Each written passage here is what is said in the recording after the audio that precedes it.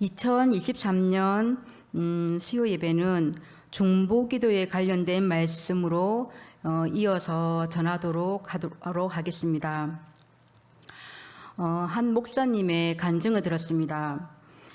그의 아버지께서 그에게 말씀하시기를 너는 목사만 빼고 다른 거 다 해도 된다 라고 하셨는데, 이 목사님은 신학교로 가기로 결심을 했고, 그렇게 하여 아버지의 그 말씀을 거절하여 모든 물적 지원이 다 끊겼습니다. 그분은 주위의 목사님 아버지를 둔 자녀들을 보면서 그것이 그렇게 부러웠답니다. 그 자녀의 머리에 손을 얹고 축복 기도해 주시는 아버지를 볼 때, 또 시험 기간에 친구가 힘들어할 때, 또 다른 일로 힘들어할 때 아들 힘내, 엄마가 너를 위해 기도하고 있어 라는 문자 메시지를 볼 때도 아들을 위해 중보하는 부모님이 계신다는 게, 또 누군가 자신을 위해 기도하는 이가 있다는 게 그렇게 부러웠답니다. 그 목사님은 넉넉지 못한 경제 사정으로 이것저것 많은 장사를 하면서 힘겹게 살았습니다. 어느 날 그 많은 힘듦이 왈칵 쏟아지는 날이 있었고, 주님 앞에 무릎 꿇어 기도했습니다. 주님, 나를 위해 중보하는 이 한 명만 있다 해도 제가 다시 일어설 수 있을 것 같습니다. 그때 그렇게 간곡하게 기도하는 목사님께 하나님께서 말씀을 주셨는데, 그것이 로마서 8장 34절의 말씀입니다. 누가 정자리요 죽으실 뿐 아니라 다시 살아나신 이는 그리스도 예수시니 그는 하나님 우편에 계신 자요 우리를 위하여 간구하시는 자신이라. 아멘. 목사님은 깨달았습니다. 그래, 우리 주님이 지금도 살아계셔서 하나님 우편에서 나를 위해 간구하고 계신다, 기도하고 계신다, 중보하고 계신다. 십자가에서 나의 죄를 지시고 돌아가신 그 예수님께서 부활하셔서, 그리고 승천하셔서 지금도 하나님 우편에서 나를 위해 기도하고 계신다. 그렇습니다. 우리는 삶을 살아갈 때에 힘겨운 삶의 끝자락에 설 때가 있습니다. 누군가가 손 내밀어 주지 않으면, 누군가가 나를 잡아주지 않으면 더 이상 일어설 수 없는 가운데 영원히 주저앉을 것만 같은 두려운 가운데 거할 때가 있습니다. 육적인 지침과 그러한 육적인 좌절 가운데 영적으로도 지쳐서 기도의 문이 꽉꽉 막 닫힌 것 같을 때가 있습니다. 우리는 그때 기억해야 합니다. 누군가 널 위해 기도하네. 예수 그리스도께서 지금도 당신의 연약함을 아시고 하나님 보좌 우편에서 당신을 향하여 간구하고 계심을, 그것을 믿으시기 바랍니다. 히브리서 10장 25절에 바울도 선포합니다. 그러므로 자기를 힘입어 하나님께 나아가는 자들을 온전히 구원하실 수 있으니 이는 그가 항상 살아 계셔서 그들을 위하여 간구하심이라. 아멘. 그러므로라고 나오죠. 그러므로는 앞의 말씀과 연결되어 있으면 나타내는 접속사입니다. 앞의 내용이 무엇인가? 그 내용은 구약 제사장들에 관계된 이야기인데, 구약의 제사장은 레위 지파들입니다. 아론으로부터 시작하여 그의 후손들이 제사장 사역을 감당했죠. 제사장 사역은 하나님과 그들 사이에 중보하여 백성들의 죄를 하나님을 대신하여 사하여 주었습니다. 하나님께서 구약 시대에는 레위 자손에게만 제사장의 직분을 허락하셨죠. 레위 자손의 아버지가 죽으면 그 자손이 그의 뒤를 이어서 그 직분을 감당했습니다. 그런데 여기에 영원한 제사장이 있다는 것입니다. 레위 족속 제사장은 계명의 법을 쫓아가지만 무궁한 생명의 능력을 쫓아간 제사장이 있다는 것입니다. 누구인가요? 바로 예수 그리스도라는 것이죠. 레위 지파가 아닌 유다 지파인 예수님은 레위 지파의 계열에 따라 오신 것이 아니요 멜기세덱의 계열에 따라 영원한 제사장으로 오셨다고 7장 앞절에서 말씀하고 있습니다. 멜기세덱이 누구인가에 대해 히브리서 7장 2절 중반절 이하에는 그 이름을 해석하면 먼저는 의의 왕이요 그 다음은 설림 왕이니 곧 평강의 왕이요 3절은 이렇게 기록합니다. 아버지도 없고 어머니도 없고 족보도 없고 시작한 날도 없고 생명의 끝도 없어 하나님의 아들과 닮아서 항상 제사장으로 있느니라. 정리해보면 멜기세덱의 정체는 그는 살렘 왕이요 지극히 높으신 하나님의 제사장이시고 시작도 없고 끝도 없고 영원히 존재하는 분이시고 하나님의 아들과 같은 분이시다. 즉 멜기세덱과 성육신하에 오신 예수님은 같은 분으로 시작도 없고 끝도 없이 생명의 능력을 쫓아 나타나신 영원한 대제사장이라는 것이죠. 히브리서 10장 25절을 말씀합니다. 그러므로 자기를 힘입어 그러므로 아론보다 더 나은 대제사장 영원한 제사장이신 예수 그리스도 중보자 예수 그리스도 그 이름을 힘입어 하나님께 나아가는 자는 온전히 완전히 구원하실 수 있다. 예수님은 항상 살아계셔서 그들을 위하여 간구하신다라고 7장 25절의 말씀에서 말씀하고 있습니다. 로마서 8장 34절과 같은 복음의 말씀이죠. 아론이 죽으면 그를 이을 후계가 물려받는 제사장이 아니라 영원한 대제사장 되신 예수님, 그 예수님께서는 우리의 죄를 대속하여 십자가를 지시고 죽으시고 사망 권세에 이기시어 부활하시고 승천하셨습니다. 그리고 지금도 살아계셔서 사역하고 계시는데요. 무슨 사역을 하십니까? 하나님 우편에서 우리를 위하여 간구하신다, 중보하신다라는 것입니다. 믿습니까? 중보가 무엇입니까? 어떤 사람을 대신해서 하나님께 나아가는 것입니다. 우리가 아직 죄인 되었을 때에 그리스도께서 우리를 위하여 죽으심으로 하나님께서 우리에게 대한 자기의 사랑을 확증하셨느니라.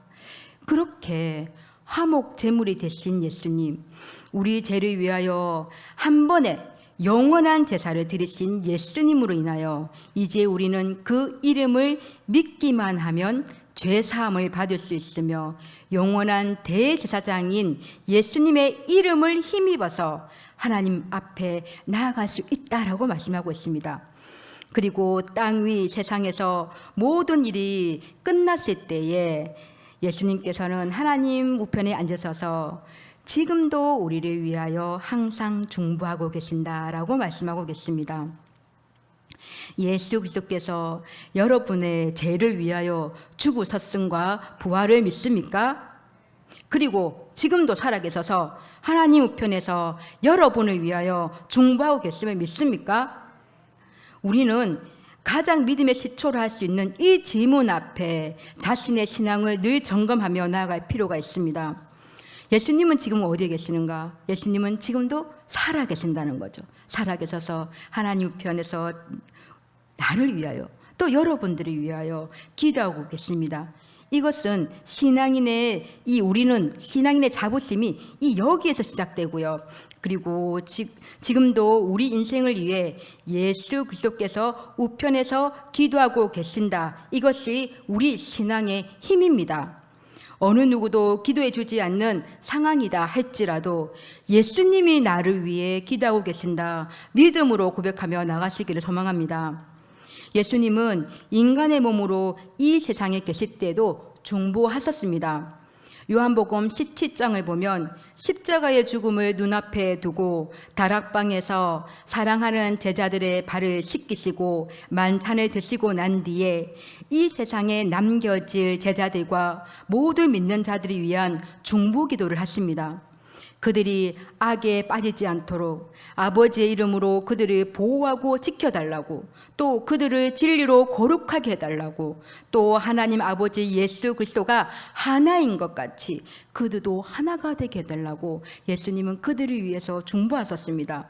이 중보로 말미암아 이미 신앙을 버리고 제 길로 가버린 가룟 유다를 제외한 나머지 모든 제자들은 불과 같은 시험을 당하였으나 모두 신앙이 보존되었고 이후 성령의 충만을 입어 사도로서의 예수님이 부여하신 사명을 감당할 수 있었습니다. 누가복음 2장 32절에서 32절에 보면 예수님께서 또 베드로를 향하여서도 중보하셨습니다.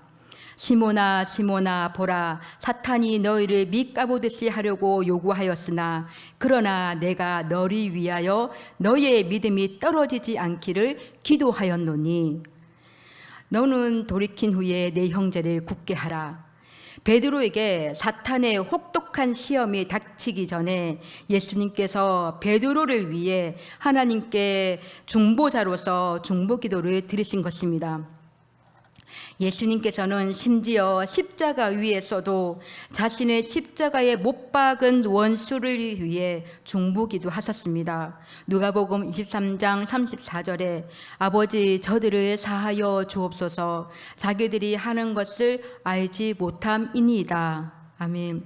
이처럼 예수님은 이 땅 위에 계실 때에도, 그리고 승천하시어 하나님의 우편에 계실 때에도 우리를 위하여 중보하신 우리의 참된 중보자의 모델이십니다. 우리는 누군가를 위해 기도할 수 있습니다. 아니, 기도해야 합니다. 왜냐하면 우리는 하나님의 사랑에 빚진 자요 복음에 빚진 자이기 때문입니다. 그러므로 우리도 예수님의 모델을 닮아서 그 모델을 따라서 우리도 중보자로서 이 땅에서 살아가야 할 것입니다.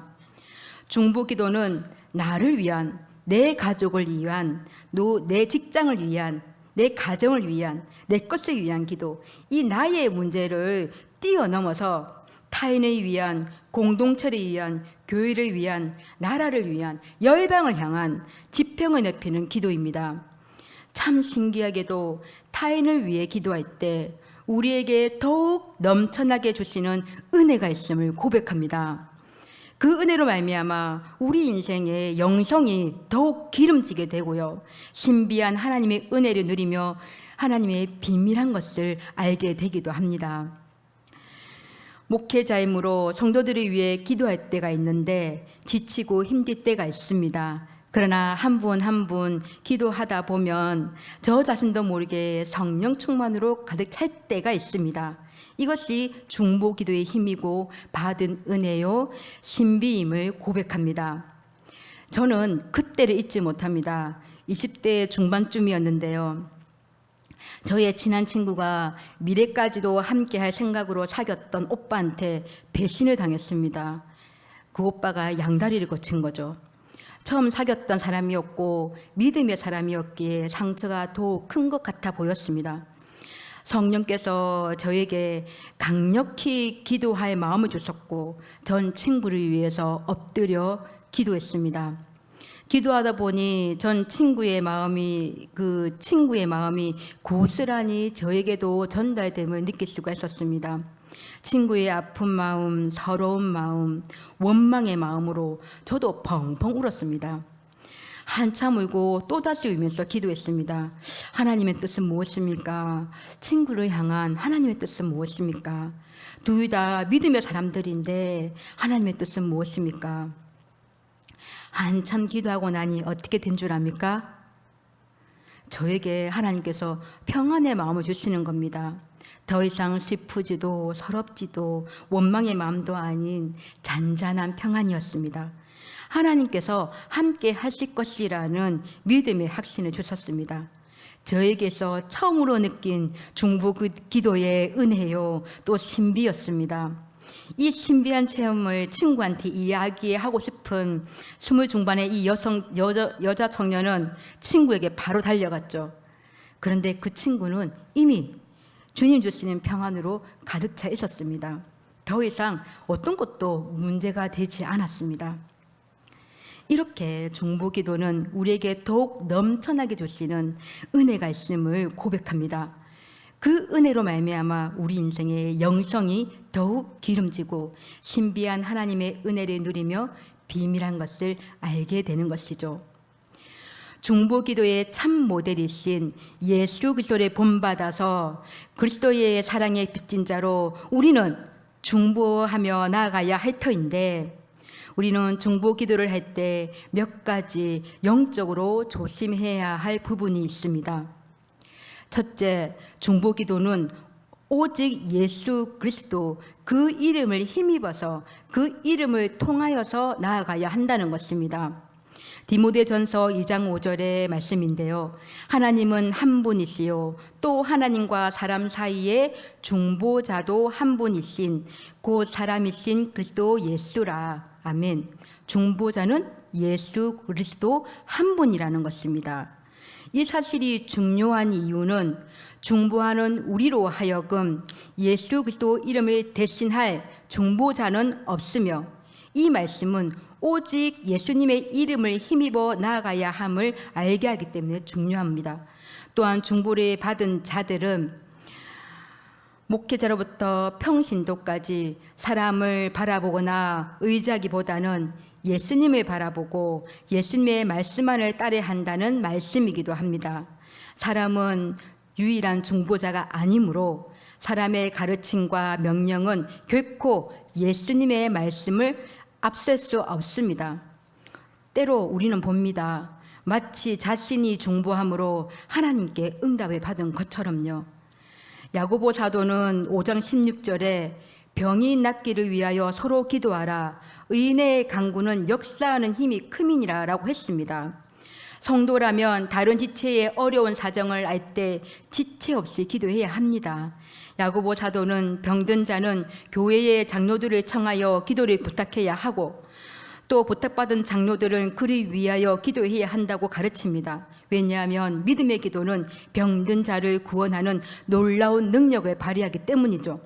이처럼 중보기도의 힘은 대단합니다. 그러나 대단한 중보기도의 능력은 예수님을 통하여 나오는 것이지 기도하는 자의 그 무엇으로부터 나오는 것이 아니라는 것이죠. 그러므로 만일 중보기도로 인해 대단한 능력의 결과가 나타났다 하더라도 중보기도한 사람이 자랑할 만한 자랑거리는 전혀 없습니다. 모든 영광은 오직 하나님께만 있다는 것입니다. 이렇듯 우리는 자기의 무가치함을, 중보하는 자들은 자신의 무가치함을 인식하면서 상한 심령과 회개하는 자세로 다른 일을 대신하여 하나님께 나아가야 합니다. 중보기도는 상대방의 뜻에 맞추어 기도하는 것이 아니라 그 사람을 향한 하나님의 뜻을 구하면서 기도하는 것입니다.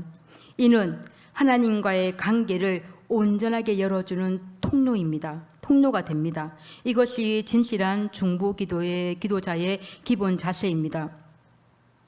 두 번째로 중보기도의 근거는 사랑에 있다는 것을 우리는 명심해야 합니다. 하나님의 사랑하심을 우리가 누리지 않고서는 중보기도 할 수가 없습니다.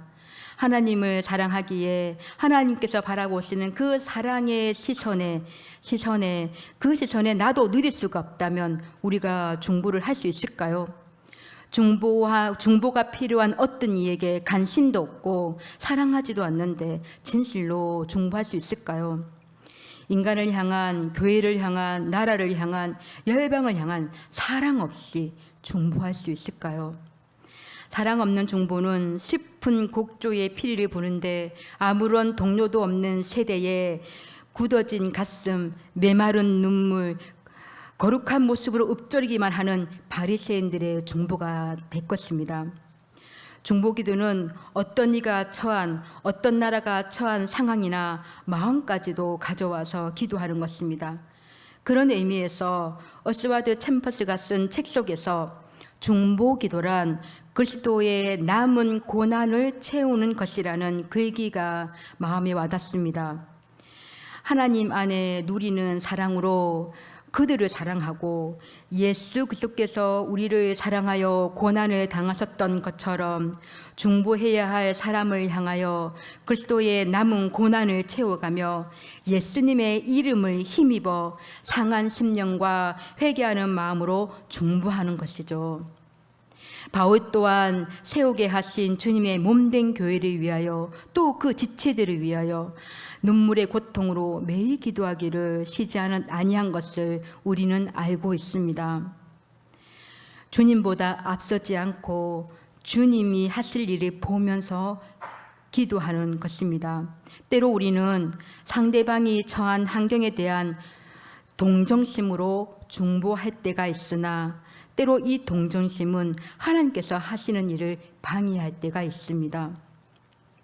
그런 의미에서 볼 때 중보기도는 응답이 아니라 기다림의 시간이기도 합니다. 우리는 다른 일을 위해 기도할 때, 중보할 때 중보하는 대상이 단순히 잘 되거나 당면한 문제를 해결하는 데 초점을 맞추는 것이 아니라 지금의 이 시간을 통해서 중보기도 대상자가 하나님과 온전히 연합하도록 돕는 기도를 해야 할 것입니다.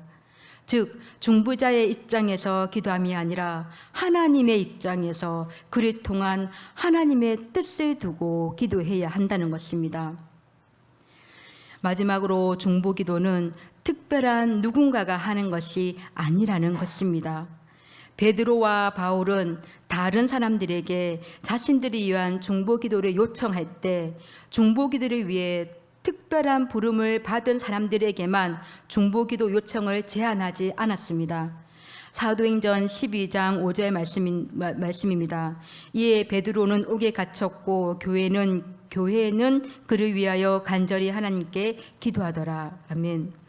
베드로가 옥에 갇혔고 베드로를 위해 기도한 자들은 단지 중보기도의 어떤 특별한 사람이 아니라 교회 전체가 기도하였음을 주목해야 합니다. 더욱이 바울 사도는 로마서 15장 30절에서 로마에 있는 모든 성도들에게 자기를 위해 기도해 줄 것을 구했습니다. 30절 말씀에 형제들아 너희 기도에 나와 힘을 같이 하여 나를 위하여 하나님께 빌어. 바울 사도는 골로새서 4장 2절 3절에서도 골로새 교인들에게 자기를 위해 중보 기도해 줄 것을 촉구하였습니다. 이렇듯 중보기도는 몇 명의 부름받은 특별한 사람이 아니라 누구든지 중보기도를 해줄 것을 부탁하며 또한 중보기도를 받습니다. 하나님께서는 모든 그리스도인을 중보기도자로 부르신다는 것이지요. 우리가 마땅히 빗발을 알지 못할 때 성령께서 말할 수 없는 탄식으로 우리를 간구하심으로 도와주시어 중보 기도해야 할 제목을 알게 하시고 깨달음을 주십니다. 그리고 우리는 오직 한 분이신 중보자 예수의 이름을 힘입어 기도와 간구로 전능하신 하나님 보좌 앞에 담대히 나아갈 수 있습니다. 이는 우리에게 위대하고 고귀한 특권임을 고백합니다. 말씀을 맺겠습니다. 한국교회 교인들이 자주 하는 거짓말 중에 하나가 무엇인지 아십니까? 기도할게랍니다. 너를 위해 기도할게. 걱정 마라. 잘 될 거다. 기도할게. 기도는 하지 않으면서 습관적으로 입에 붙은 말이라는 거죠. 이는 기도하지 않는 한국교회, 말만 번지르한 한국교회, 진실성이 없는 한국교회의 모습을 드러내주고 있는 것입니다. 저 역시 전임 사역자가 된 이후 자주 하는 말이 있습니다. 기도하겠습니다 라는 말입니다. 물론 저는 새벽제단마다 기도하려고 힘씁니다. 중보기도는 귀한 우리의 사명이고 특권이니까요. 오늘 말씀을 통해 고백하고 선포하면서 나아가기를 원합니다. 예수 그리스도는 우리의 참된 중보자이십니다. 아멘. 예수님은 지금도 살아계셔서 하나님 우편에서 주님의 사람들을 위해 중보하고 계십니다. 그래서 우리는 사방으로 우겨쌈을 당하여도 거센 파도가 우리를 삼키듯 덮친다 하여도 지금도 나를 위해 기도하고 계시는 주님으로 인하여 우리는 삼킬 자가 아무도 없다는 사실을 믿음으로 믿고 고백하기를 원합니다. 중보기도의 참 모델이신 예수님을 닮아서 야고보서 5장 16절 말씀 그러므로 너희 죄를 서로 고백하며 병이 낫기를 위하여 서로 기도하라. 의인의 간구는 역사하는 힘이 큼이니라. 이 말씀처럼 내 안에 내 문제를 뛰어넘어 하나님의 시선으로 타인을 위해, 공동체를 위해, 열방을 위해 중보하며 나아가야 할 것임을 고백합니다. 중보기도는 영적 싸움이기에 정확히 선포하며 나아가야 합니다. 중보기도는 오직 한 분이신 중보자 예수 그리스도, 그 이름을 힘입어 나아가야 합니다. 우리는 중보로 나아갈 때에 자기의 무가치함을 인식하면서 상한 심령과 회개하는 자세로 다른 일을 대신하여 하나님께 나아가야 합니다. 중보 기도는 상대방의 뜻에 맞추어 기도하는 것이 아니라 그 사람을 향한 하나님의 뜻을 구하며 나아가야 합니다. 중보 기도는 하나님의 사랑의 근거에서 나아가야 할 것입니다.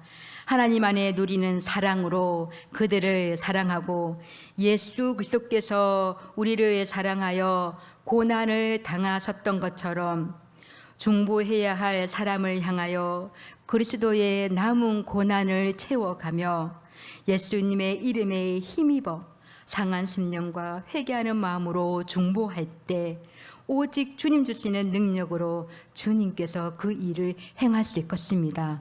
아멘. 중보는 특별한 어떤 사람이 아니라 우리 모두에게 주어진 특권이라는 것입니다. 예수의 이름으로, 예수의 사랑으로, 예수의 영광을 위하여 참된 중보자, 기도자로 나아가시기를 소망합니다. 이 시간 찬양하기를 원합니다.